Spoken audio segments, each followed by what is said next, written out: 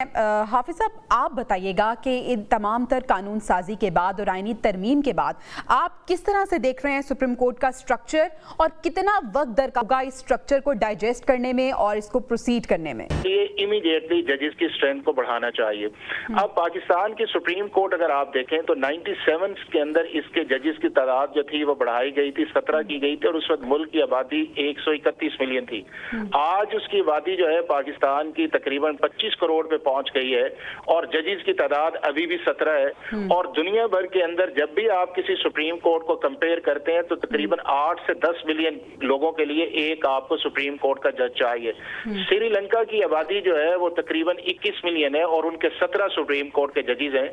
और नेपाल की population 30 million है और उनके 21 उनके सुप्रीम कोर्ट के जजेस हैं। हमारे यहाँ भी हर दफा एक एफर्ट की जाती है, 2009 में पीपल्स पार्टी ने की, बट इफ्तिखार चौधरी साहब ने कहा कि फाइनेंस बिल के अंदर इसे नहीं ला सकते और आपको एक्ट ऑफ पार्लियामेंट के अंदर जाना चाहिए। तो मेरा ख्याल है कि जब आपने 26वीं आईनी तरमीम ले आई और अभी आप कॉन्स्टिट्यूशनल कोर्ट की तरफ भी जा रहे हैं क्योंकि उसके अलावा आपके पास ऑप्शन नहीं है, तो कॉन्स्टिट्यूशनल बेंचेस के अंदर सुप्रीम कोर्ट के मिनिमम आपको 2 से 3 बेंचेस चाहिए होते हैं जजेस एक बेंच को मुकम्मल करने के लिए। तो अगर आपने 4 या 5 कॉन्स्टिट्यूशनल बेंच बना दिए तो फिर आपका तो रेगुलर सारा जस्टिस सिस्टम जो है सुप्रीम कोर्ट के अंदर वो तो सारा लिम्बो चला जाएगा। तो मेरा ये ख्याल ये है कि क्योंकि कल पाकिस्तान की जुडिशल कमीशन ऑफ पाकिस्तान की मीटिंग होने जा रही है और आज नेशनल असेंबली और सेनेट इस स्ट्रेंथ को पूरा कर रहे हैं, तो कल जुडिशल कमीशन ऑफ पाकिस्तान के सामने एक ऑप्शन भी होगा कि ज्यादा से ज्यादा बेंचेस बनाएंगे और उन बेंचेस के अंदर पाकिस्तान का जो बैकलॉग है या उसके बाद जो पॉलिटिकल क्वेश्चन है वो एक तरफ चले जाएंगे और आपके जो लीगल मैटर्स हैं क्रिमिनल जस्टिस सिस्टम के और सिविल के। लेकिन मैं ये समझता हूँ कि इस इंप्रेशन को डिस्पेल करने के लिए कि शायद सेंट्रिक सुप्रीम कोर्ट है, पाकिस्तान की पार्लियामेंट को एक रेजोल्यूशन करना चाहिए प्रेसिडेंट ऑफ पाकिस्तान को, चूंकि प्रेसिडेंट ऑफ पाकिस्तान के पास अभी भी लीगल कॉम्पिटेंसी आर्टिकल 192 के नीचे कि वो हाई कोर्ट की जजेस की स्ट्रेंथ को इंक्रीज कर सकते हैं। तो जिस तरह पंजाब की आबादी 13 करोड़ है, यहाँ के ऊपर 60 इस वक्त सैंक्शन स्ट्रेंथ है जिसमें 24 खाली है,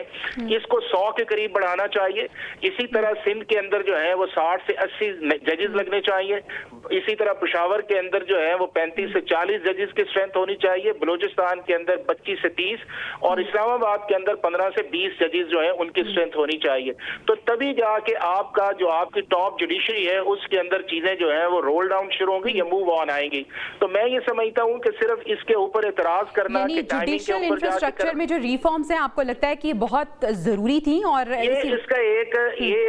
एक फंडामेंटल प्रिंसिपल है कि आप देखें ना कि आपके पास अगर जज इस वक्त पूरे मुल्क के अंदर तकरीबन 1800 से 2000 जजेस हैं, 25 करोड़ की आबादी को 1800 से 2000 जजेस किस तरह कोप कर सकते हैं? और आपकी जो सुपीरियर जुडिशरी है वो तकरीबन इस वक्त 200 के करीब है। तो 200 जजेस जो हैं क्या पूरे पाकिस्तान को इस केसेस को देख सकते हैं? तो अगर ये नहीं देख सकते, हाफिज हसन साहब आपकी मौजूदगी का फायदा उठाते हुए एक और बड़ी कंफ्यूजन है जो अभी क्लियर होती हुई हमें नजर नहीं आ रही कि अब आईनी बेंचेस जो बनेंगे कौन से ऐसे केसेस हैं जिन्हें सुप्रीम कोर्ट देखेगा, कौन से ऐसे केसेस हैं जिन्हें आईनी बेंचेस देखेंगे? क्योंकि आज भी इस तरह हुआ कि दौरान समाअत जस्टिस मंसूर अली शाह की जानिब से कहा गया कि सारे केसेस को आईनी बेंचेस की जानिब मुंतकिल ना किया जाए, सुप्रीम कोर्ट भी कुछ केसेस को देखेगी।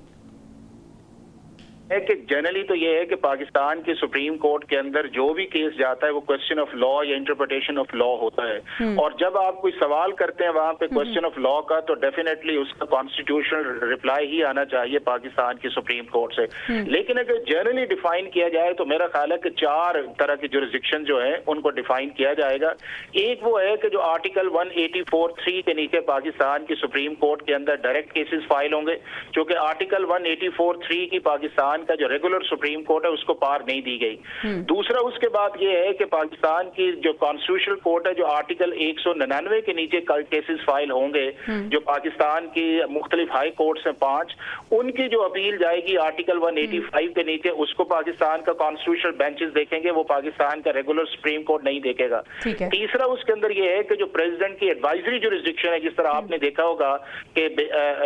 जुल्फकार अली भुट्टो साहब का रेफरेंस आया या आर्टिकल 63 ایک PTI نے ریفرنس بھجوایا وہ ساری کانسٹیٹیوشن بینچ میں جائیں گے, ریگولر سپریم کورٹ میں نہیں جائیں گے. پھر جو آپ کے انٹرا گورنمنٹل ایشوز ہیں یعنی کہ پروونس سے ریلیٹڈ ایشوز جو ہیں ود فیڈرل گورنمنٹ یا آپس میں پروونسز کے, وہ کانسٹیٹیوشنل بینچز کی طرف جائیں گے. اور پھر ایسا معاملہ جس کے اندر کوئی میجر انٹرپریٹیشن آف لا ہے یا وائریز آف لا جو ہے اس کو چیلنج کر دیا جائے نیچے, تو وہ پاکستان کا کانسٹیٹیوشنل بینچ دیکھے گا. تو جورسڈکشن تو کسی حد تک واضح ہے, لیکن میں سمجھتا یہ ہوں چونکہ آپ نے جتنی دیر تک دو جورسڈکشن جو ہے مختلف دو فورمز پہ نہیں لے کے جائیں گے, یہ کنفیوژن اسی طرح چلتا رہے گا اور ججز کی آبزرویشنز آتی جائیں گی. تو میرا یہ خیال یہ ہے کہ جہاں پہ آپ ججز کی اسٹرینتھ بڑھا رہے ہیں پاکستان کی پارلیمنٹ کو یا پاکستان کے اندر اب ایک جو بنا ہوا ہے اس چیز کے اندر کہ کانسٹیٹیوشنل کورٹ پہ جانا چاہیے, اور وہی اس کا سولوشن ہوگا چونکہ کانسٹیٹیوشنل کورٹ آپ کو فیڈرل لیول پہ بھی چاہیے. اور اس کے بعد یہی کنفیوژن جو ہے وہ آپ کے ہائی کورٹس کے اندر ہے کہ آئے گی کہ جی کون سا کیس آرٹیکل 199 کے نیچے جو ہے وہ ریگولر کورٹ دیکھے یا کون سا جو ہے وہ آپ کا کانسٹیٹیوشنل بینچ دیکھے. چونکہ کانسٹیٹیوشن کے اندر جب آپ نے سرٹن چیزوں کو ڈیفائن کر دیا ہے تو پھر اس کی امپلیمنٹیشن کے لیے آپ کو میکانزم چاہیے. اور جو آپ نے جوڈیشل کمیشن بنایا ہے اس کی کمپوزیشن پہ بھی ابھی اعتراض شروع ہو گیا ہے کہ اس کے اندر گورنمنٹ کی نامینیشن زیادہ ہے. تو اگر ان ساری چیزوں سے آپ نے بچنا ہے, اور یہ آئیڈیا چونکہ کانسٹیٹیوشنل بینچز کا PTI نے دیا تھا اور انہیں اس چیز کا احساس ہی نہیں تھا کہ ہم اس کانسٹیٹیوشنل کنفیوژن کی طرف چلے جائیں گے, چونکہ ان کا بنیادی آبجیکٹو یہ تھا کہ جسٹس فائز عیسیٰ جو ہے وہ کسی نہ کسی طریقے سے اس سارے پروسیس سے آؤٹ رہے, چاہے ریگولر 65-66 کے اندر یا وہ پاکستان کی کانسٹیٹیوشنل کورٹ کے اندر. اور اسی کو کاؤنٹر کرنے کے لیے مولانا فضل الرحمان صاحب سے کنسیڈ کروایا گیا. لیکن اب سب کو اس چیز کا احساس ہو گیا ہے کہ یہ کانسٹیٹیوشنل بینچز یا جوڈیشل کمیشن یا اس کی کمپوزیشن یا فکسیشن آف کیسز جو ہیں یہ الٹیمیٹلی آپ کو ایک علیحدہ سیپریٹ جورسڈکشن کی طرف جانا پڑے گا. اور یہ ججز جو ہیں یہ آپ نے جو لگائے ہیں اس کو ادھر رکھیں اور اس کے بعد کانسٹیٹیوشنل کورٹ کی طرف جائیں, ہائی کورٹس کے اندر بھی, پاکستان کے سارے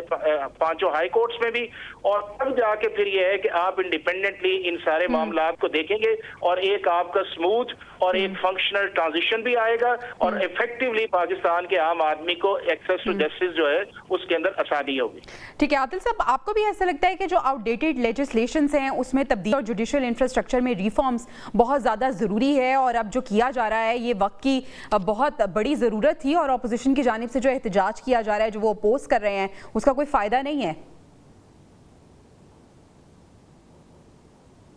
دیکھیں اسلام آباد ہائی کورٹ میں 60,000 کیسز ہیں صرف, اس میں سے جو ہے وہ تقریباً 40% کے بارے میں کہا جا رہا ہے کہ وہ آئینی بینچز کے چلے جائیں گے, لیکن جو ججز کی تعداد جس حساب سے بڑھائی گئی ہے وہ میرے حساب سے زیادہ بڑھائی گئی. اصل پرابلم یہ آئے گا کہ جو آپ کی لوئر کورٹس ہیں وہاں پہ سب سے بڑا پرابلم ہے. 2 ملین سے زیادہ کیسز جو ہیں وہ پڑے ہوئے ہیں پینڈنگ میں, جس میں پنجاب میں سب سے زیادہ کیسز ہیں. تو یہ اوپر تو آپ نے ججز کی تعداد بڑھا دی, اب یہ ری اسٹرکچرنگ جو ہے وہ اسی طرح نیچے بھی ہونی چاہیے. اگر پرپز یہ ہے کہ عوام کو لوگوں کو انصاف ملے تو یہ ضروری یہ ہے کہ جو دیکھیں ہونی تو چاہیے, آئیڈیلی ہونی تو چاہیے. اور ابھی جو ہمیں سپریم کورٹ کے اندر نظر آ رہا ہے وہ تو آپ کو اس میں کوئی ڈھکی چھپی بات نہیں ہے کہ حکومت کو جو problem supreme court of Pakistan کی طرف سے آ رہی تھی, جو بہت ساری رکاوٹیں تھیں, بہت سارے میٹرز ایسے تھے جس کی وجہ سے, جن کے فیصلوں کی وجہ سے یا جوڈیشل ایکٹیویزم جو ہمیں نظر آیا, جو ججز کا بیہیویئر ہمیں نظر آیا, اس کی وجہ سے جو مشکلات تھیں, وہ لگتا تو یہ ہے کہ حکومت کسی حد تک اپنی کوشش میں کامیاب ہو جائے گی, اور اس کو جو آنے والے دنوں میں جو ایک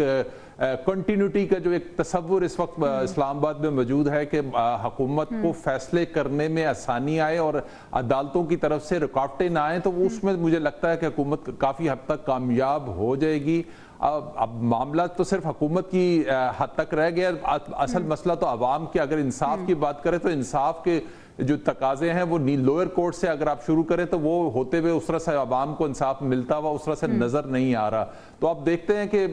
سپریم کورٹ کی جو کے بعد ری اسٹرکچرنگ کا یہ پروسیس جو ہے وہ ہائی کورٹ میں کس طرح جاتا ہے اور ہائی کورٹ سے آگے جو ہے وہ لوئر کورٹس میں کس طرح سے جاتا ہے. ججز کی تعداد جو ہے وہ ہائی کورٹس ٹھیک ہے, یہ ریفارمز لوئر کورٹس میں بھی ہونا بہت ضروری ہے. افتخار صاحب, آپ کو بھی ایسا لگتا ہے کہ لوئر کورٹس میں یہ ریفارمز بہت زیادہ ضروری ہیں؟ اور ایک اور سوال, ابھی یہ پارٹی حکومت میں ہے تو کوئی عدالتی رکاوٹیں یہ نہیں دیکھے گی, جب یہی پارٹی اپوزیشن میں جائے گی اور اپوزیشن حکومت میں آئے گی تو پھر کیا کیا جائے گا؟ देखें, जो पहले सवाल का आपका जवाब है, जो ओरिजिनल बिल जो क्लिक हुआ था 26वीं आईनी का, उसमें जो लोअर कोर्ट्स हैं या प्रोविंशियल कोर्ट्स हैं, उसके लिए भी लेजिस्लेशन जो थी, उसमें सिर्फ ये लेजिस्लेशन नहीं थी कि जजेस की तादाद के हवाले से, बल्कि उसमें ये लेजिस्लेशन भी थी कि प्रोविंशियल लेवल पर जो है कॉन्स्टिट्यूशनल बेंचेस जो है वहां पर भी जो है वो, बल्कि अदालतें बनाई हैं जो ओरिजिनल उसकी फॉर्म थी, उसके ऊपर जो है वो एग्रीमेंट नहीं आ सका और जो हुआ वो हमारे सामने है। लेकिन होना चाहिए टेक्निकली, क्योंकि जो अगर आवाम की रिलीफ की बात है तो वो लोअर कोर्ट्स के साथ जो है वो मुतसिल है। इसमें कोई दो राय नहीं है कि जितनी सफरिंग और जितने इसके मुताबिक सर्विस हैं, ये हमारी कोई अपनी राय नहीं है, बल्कि ये एम्पिरिकल एविडेंस है कि लोअर कोर्ट्स में जो है प्रॉब्लम ठीक है, यानी जुडिशियल इंफ्रास्ट्रक्चर रिफॉर्म्स बहुत ज़रूरी है, लेकिन इसके साथ साथ अगर आवाम का भला चाहते हैं तो लोअर कोर्ट्स की रिफॉर्म्स भी बहुत ज़्यादा ज़रूरी है।